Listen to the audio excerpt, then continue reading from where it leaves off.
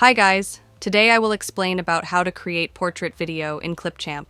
This process is really simple and easy, but before going any further, let me tell you one thing for creating portrait video. The only thing is, you need to change the size of that video.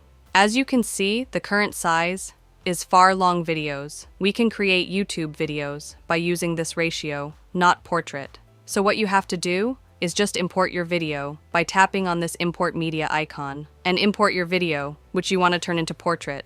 And when your video will be imported, we don't have to add that in timeline because first we will change the size to portrait. So tap on the size. On the last, you can see the option of portrait. You can also find the other aspect ratio for your purpose. But here is the option of portrait. So click on it, and then you can see the size has been changed to portrait. Now click on this plus and add this in your timeline. Now it's added, adjust the position. And as you can see, my video size is in portrait, and it was the way by which you can create portrait videos, Clipchamp.